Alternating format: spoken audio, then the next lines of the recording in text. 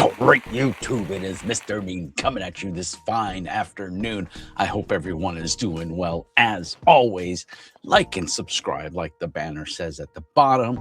Remember, be nice, help the channel out, pass this video along to your friends, hit the Patreon if that's your thing, if you want to help support the channel, Ko-Fi or buy me a coffee if that's a one-time donation if you like. Other than that, as always, let's get into it.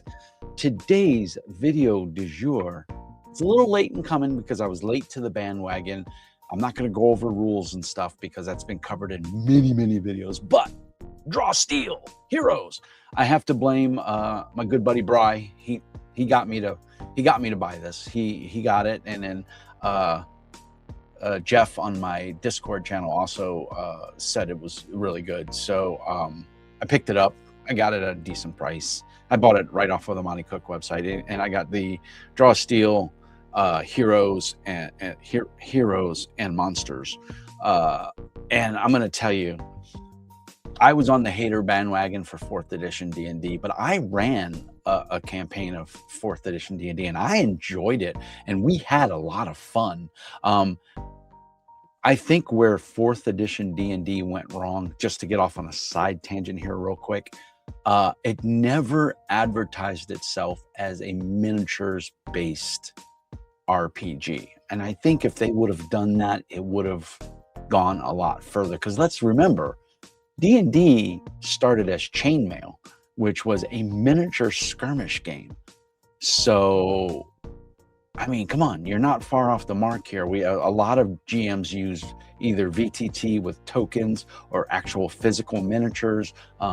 I have, well over 150, closer to 200 printed resin painted miniatures, and God knows how many more unpainted, tons. But anyway, it's a miniatures game, guys. Whether you're using tokens, you're using squiggly marks on a piece of paper or a dry erase board, you're still using some form of miniature. Very few people play straight theater of the mind. Actually, I play a lot of theater of the mind because I'm not happy with any of the VTT choices out there. I got a little music going in the background. Hopefully it's not too distracting. So Draw Steel is basically D&D 4th edition with a lot of their own twist on it. Players don't roll D20s. Players roll 2D10 and add a bonus or a negative, which is usually between 1 and 3. It could be up to 1 plus 5 or -5 at max for the most part. Usually it's a 0 for no bonus whatsoever, and then a +1 or 2 is pretty average for beginning characters. There's a standard array that you can choose when you make your character. Hardback. Geez, what is it? It's I should have done this before. We're looking at 399. You might as well say with the cover art in the back, 400 pages in the Heroes book. This is all you need to play as a player. You don't need to buy anything else. This is it. If you're the GM, you're gonna want monsters, because as far as I can tell, there's no monsters in here. So if you're the GM and you're gonna run this, unless you're using some free resources on the Matt Colville website, the MCDM site, which I believe there are some monsters and stuff on there. There's some freebies like the Delian Tomb is not free. I think it's $10 or $20 to buy.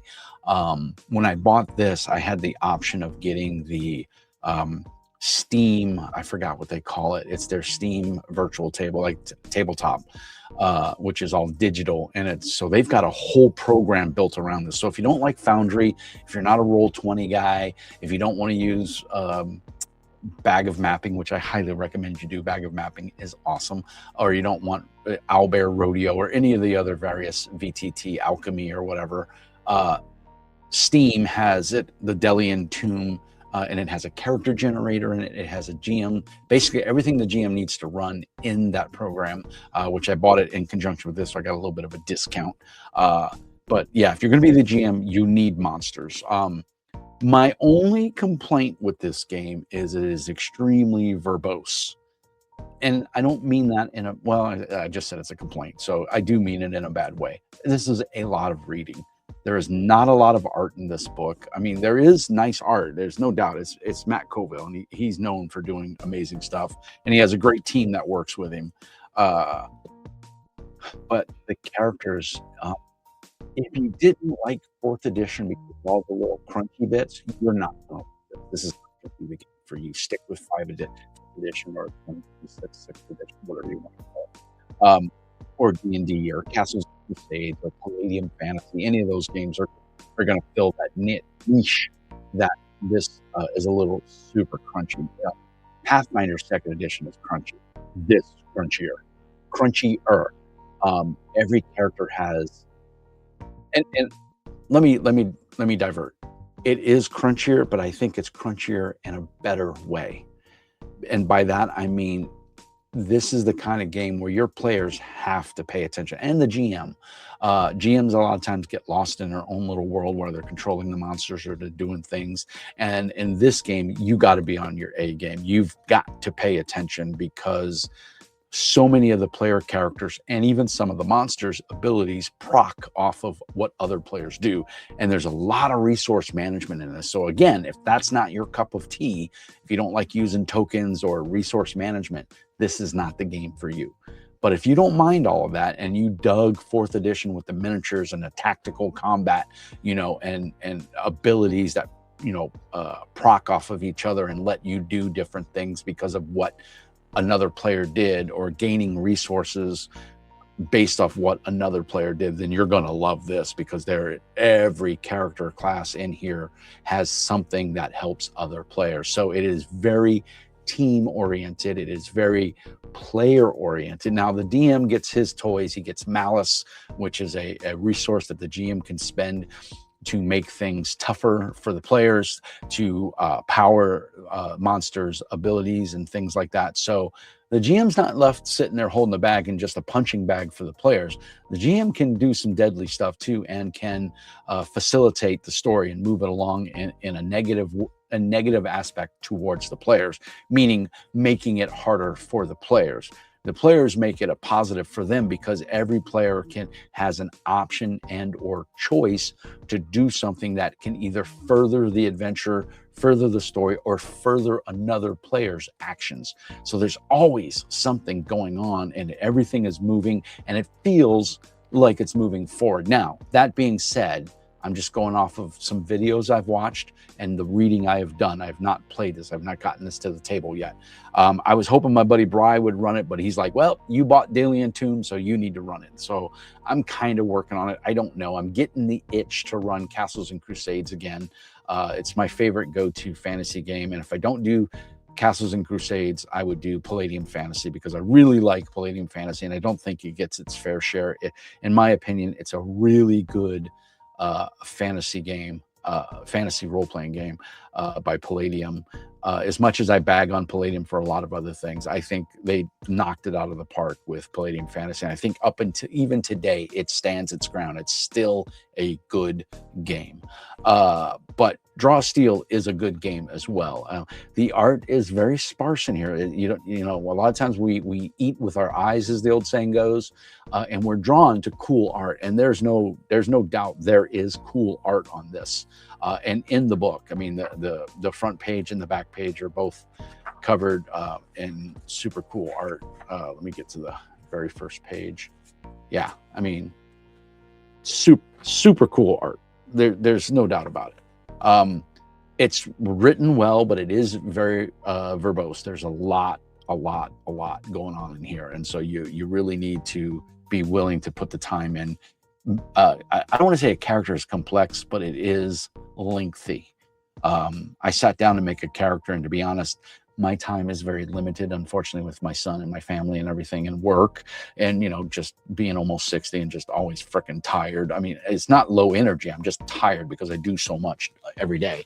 If I can't belt out a character in under 30 minutes, I kind of lose interest. And I was at 40 minutes and I still didn't have a viable character. And that's now, and don't take that as a negative. That is me being dumb and having to reread sections and just analysis paralysis, because there is so much, and I suffer from that. I really do. I like games like Savage Worlds, where I can just, boom, boom, boom. I can spit a character out in 15 minutes or less with Savage Worlds. Same thing with Mutant Chronicles. I know the system really well. I can spit out a character really quick. Palladium Fantasy, I can as well. But I don't want to disparage on this because I think this has the promise of being a fun game. Sadly, I don't have any interest in GMing this. I really don't. It's a little too much for me at this point in my life. I want games that are quick and fast or faster. And, Pathfinder 2nd Edition hits that sweet spot for me because it's complex enough, but it's also fast because I know the system really well and I can run combat really quick. And I've got 5 players. And right now I'm a player in Pathfinder. I'm not a GM. And my turn goes quick because I'm a monk and I basically do 2 things. I hit and I hit harder. That's all I do. So it's real easy for me. But that being said, I would love to give this a try. So if you're running a game online and you want a virtual player, hit Mr. Mean up. I want to play. Hit me up on my Discord. I would love to play the monk class in here. I forgot what it's called, but they're basically monks. Now, they do have some cool powers. The Fury. No, it's not the Fury. It's the Null. The Null is like your standard monk. Yeah, I would love to play like a dwarven monk. I think that would be pretty cool. Or the not reanimated. Oh, all the terms are slipping in my mind, guys. Revenant. So I was close. The Revenant are basically undead that have come back to life because they didn't finish something here on Earth or whatever. You could play a devil, which is basically it's a demon. Dragon Knights are basically dragonborn dwarfs. Wood Elf, High Elf. Hakan. I don't remember what the Hakan are. Then you got human, you got Miminek, orcs. Polder are like your halfling, your tiny people, and then a Time Raider are weirdos. That was just something I guess they wanted to add in there. There's a cool picture of the Null. So I think that's a solid picture. Oop, I'm losing my bookmarks. Oh well. That was in Making a Hero. So like I said, there's 1,000 videos out there talking about how to make a character and all the stats. What I like is you have Banes, but I think it's Boost and Banes, if I remember correctly. Banes give you a negative D6, if I remember correctly, and the Boost or whatever it is, Benefit Boost, give you a positive. Let me see here. Bane. A situational disadvantage that generates a creature a -2 penalty. Okay, so it's a -2. So it's not a D6. My bad. So -2, and then the bonus, a positive number. No, that's bonus. That's something different. Burrow, burst. I'm not going to see it. I need my readers. The print is just small enough. Edge, and Bane. So an edge gives you when you have a Bane and no edges applied to a power roll, you have double Bane on a roll. Double Bane, edge. It gives you a +2. So Banes give you a -2, edges give you a +2. You can have up to 2 of each, but they cancel each other out. So if you have a Bane and an edge of 1 of each, they just cancel out. There's no effect to the roll. But if you had 2 Banes and only 1 edge, you'd still be at a -2 because 1 would cancel out the other, and you'd have a negative still left over. So I really like that mechanic. It's very simple. There's no extra die rolling. To do a roll, like an attribute roll, or to hit somebody, you roll 2d10. You're looking for an 11 or better, and there's tiers of success: tier 1, 2, and 3, low, medium, and high.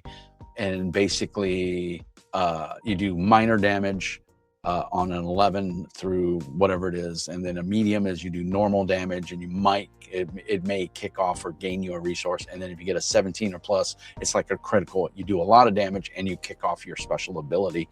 So players really need to pay attention to what they roll, know what their final modifier is, because it may affect what abilities they get to use.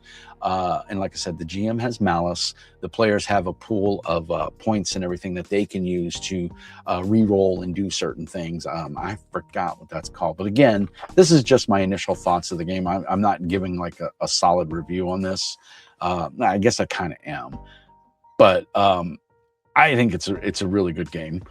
I'm really digging the read. It reads really well. Hero tokens. And you get a number of hero tokens. I believe it's equal to the number of players in the game, and then the GM can give you hero tokens. The neat thing about this versus like a hero point in say Pathfinder is hero points get to the player. These hero tokens are awarded for a scene and doing horrific things or heroic things. If you just go save a village from a bunch of goblins, that's not very heroic unless it's a horde of goblins and there's only 4 or 5 of you. That's pretty heroic, you know. That's a few against many, you know. But if you help an old lady across the street, you don't get a hero token for that. You're a hero. You're expected to do that. But if you know, if there's a rampaging demon that's tearing through the countryside and killing villages and taking and you go out to confront it with little or no preparation, that might get you a hero point. Or if you dive in front of the ballista shot that was going to kill innocent civilians and you take the hit, that could get you a hero point. So, you know, sacrifices, doing the bigger heroic thing that may necessarily could lead to your character death, that will get you a hero point for the group, and anybody can use it. So I really like that.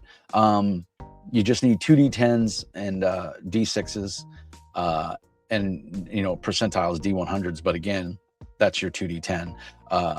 And then you have power rolls, and then those power rolls, you know, you get tier 1, tier 2, and tier 3. Tier 1 is 11 or lower, tier 2 is a 12 to 16, and tier 3 is a 17 or higher. And of course, those will proc different abilities and things. So even rolling low, you're still going to do damage. So, and the concept here is your heroes don't miss. They just may not succeed as well as they wanted to. And I'm going to tell you, from playing Pathfinder and GMing Pathfinder, there is nothing worse than rolling a natural 1, you know, or roll, you know, you've got a plus, you know, you got a +7 to hit, and you roll a 2, you get a 9, and you only needed a 10 to hit the monster. You know, you just feel so freaking useless, and it happens more than you think. And that's why in games like Pathfinder, every +1 or -1 is super important, because it really matters. In this game, the modifiers are a lot lower, but your die roll is higher. I mean, the average on a D10 is a 6. So, you know, if you roll 2d10, you're rolling 2 6s, that's a 12. You know, so you're you've got a good percentage, you know, over a 50% chance of rolling an 11 or better. So it's not too horrible. But then again, you are rolling, you know, 11 or less. Obviously, double ones is a critical failure. You don't generate, I think if I remember correctly, you don't generate any resources or anything like that. I could be wrong. In fact, I think I am wrong. I'm getting that confused with another game. But yeah, I don't believe there is a critical failure in this game. I think you roll, and you know, if you get double ones, that's a 2 plus your bonus is 3s. That's less than an 11, and then you do what you do. So, and there's a lot of these type of charts. So you see that right there. So it's, you know, this is the Revenant's detonate sigil. A magic sigil you placed on a creature explodes with energy. It's magic, it's a ranged, and it's a strike. It's a main action. It's range 10. 1 creature bearing your sigil. So if you roll an 11 or less, you do 3 damage, and then there's some other modifiers. And then damage slide 1, meaning you move it 1 square. And then if you roll 12 to 16, you do 5 plus, and it's, I think, piercing. I get it. The fonts are kind of small. It's R, and I don't remember. I think that's ranged or impact, and it's piercing damage, and you slide 2. And then 17, you do 7 damage. It's also R. figure out what R stands for. Anyway, that's not the point of this, but there's a lot to go through here. I don't want to make it sound like it's a bad thing. It goes more to my point that this game is very engaging. The problem with Pathfinder, Castles and Crusades, Palladium Fantasy, D&D is if it's not your turn, you're sitting there flipping through a book, you're looking at your phone, you're looking at cards, you know, you're fiddling with something, you're bullshitting with the guy next to you who it's not his or her turn either. You're not going to have that here because everybody's going to be on the edge of their seat. And why, if you don't believe me, watch a couple of the live plays where you can see the players are all, you know, they want to see what everything happens, because if they do something, that makes a chance that it can make something happen for them. So everybody is actively engaged and excited to see what happens. And even rolling poorly still generates damage to the monsters. It may not be enough to kill them, but it's going to be enough to excite and keep the players going and you know, turn the tide of battle. I mean, they still could be getting their asses handed to them because everybody's rolling really low and they're not maybe kicking off enough abilities to make a dent in the group, but they're engaged. And that's one of the things I really like about role-playing games is if done right, everybody feels engaged. They feel like they're doing something and they have something, they're providing, you know, effort to the game. You want to make sure. Yeah, they're doing something, and that's what's important to the game. And so that's what's great about Draw Steel is everybody's engaged no matter whose turn it is. You want to see what happens because it could greatly affect what you can do on your turn, and also keep you engaged on, man, that guy's down, he only has a couple hit points left, he's looking rough, the GM stated that he looks staggered. You go all in on that character to take him down, or that's the bad guy and he has spells or area effect abilities and you want to negate his power in some way. So the players working together, kicking off those powers that they have to affect the outcome is, I think, is just a piece de la resistance. So beautiful game, beautiful art, really well done. The monster manual, probably one of the best monster manuals I've seen in a long time. As a GM looking at this, it gives us a lot of information about every creature. There's a lot of unique creatures in here, and a lot of them are what you're used to but tweaked, like dragons. Here's a meteor dragon. It's basically kind of like a black dragon, but it's flavored because, you know, they wanted to stay away from the OGL and make their own thing, and they did, and they don't use any of those terms.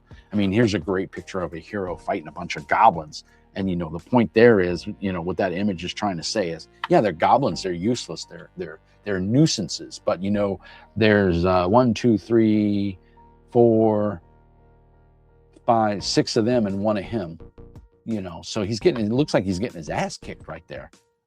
So the art is fantastic. I mean, I think all of the images for the monsters are very unique. Undead Servitor. I mean, my camera's kind of putting a glare on that, and the art's dark, but it looks really nice. Bunch of different dragon types and fey creatures. Just really good stuff. So many powers. Retainers, which, you know, Matt Colville's known for his different take on, you know, hirelings and things like that. So dynamic terrain. So again, a big resource for the GM. Bunch of like mega monsters in here that you can use for plot campaigns and stuff. Werewolves. I mean, just really well laid out and thorough. And you know what this werewolf can do. It is verbose. It's a lot of words, but even goblins can be nasty, you know. The orcs, I mean, I'm trying to find just undead. I mean, look at the art. The art is fantastic. And there's a whole list of undead in here, and there's a whole chapter for undead. Rivals. Yeah, I mean, just all kinds of stuff. Orc Eye of Groll. I mean, you know, so like a spellcaster, the orcs, you know, and there's just all this stuff. Minotaurs. I mean, just manticore, lizard folk. I mean, all your classic tropes are in here of all your monsters and stuff. Kobolds, you know, and some of them are, you know, like the goblins looks like just stupid. I like their kind of take on goblin. I'm trying to see if I can find the goblin. Hobgoblin, stone giants, giants, alphabetical, you big dummy. So gnolls, MNO. So goblin should be next. But the gnolls are done really well too. They look vicious. Oh yes, goblins. The goblins look awesome. So there's the splash page for the goblins. There's a goblin matriarch, and then just, you know, those are some badass looking goblins. You know, and the little ones are, yeah, are they a geep, a nuisance? Yeah, they're useless. But you know what? You get 30 or 40 of them. Goblin assassin. Look at the art for the goblin assassin. You know, so yeah, standard goblin warrior, goblin monarch, you know, goblin war spider, a warg. So you can see some tropes in here from like Games Workshop, because they're big on goblin spiders, you know, and goblin wolf riders. So super cool stuff in here. I think, you know, if you're looking for something different, you don't mind their verbosity, is that a word? The verboseness of the book. If you like reading, you're okay with, you know, little art. It's not low quality art. It's very good quality art. But if you're looking at your D&D books and your Pathfinder books that have tons of art in them, this is not that game. But if the written word means anything to you, and the mechanics seem to make pretty good sense from what I've read so far, and you're into that tactical style combat, and your players, now it's a two-way street. Your players have to be into it too, because if your players aren't into tactical combat, they're not gonna have a good time. But if they are, and they're willing to give a new game a shot, I think there's a lot worse games to do. So obviously 4th edition D&D was a big inspiration to Draw Steel, and I can see it in there clearly. I think you're going to get a lot of gaming bucks out of this for the money you spent for this game. If you're into VTTs, check out the Steam client. I think you'll be pleasantly surprised. I started tooling around with it, but I didn't know what I was doing to make a character, but I was just playing with it, and it seemed pretty intuitive to me. I haven't really watched a game like a YouTube video of them playing it on the Steam client, but that's on my list to do.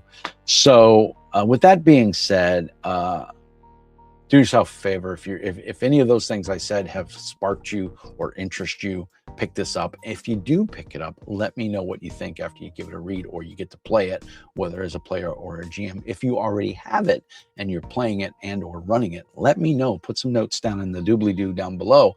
I would love to hear about it. I try to respond to all messages. I'm pretty good. And then, you know, of course, the YouTube wants the interaction back and forth. So give the video a like, sub, you know, if you can, if you're not already subscribed, and then leave a comment. You know, you hated it. This video sucks, Mr. Mean, you're mean, whatever. Engagement is engagement. You know, let's feed the algorithm. If you know someone that's into tabletop role-playing games and you think they might enjoy this, send them a link, please.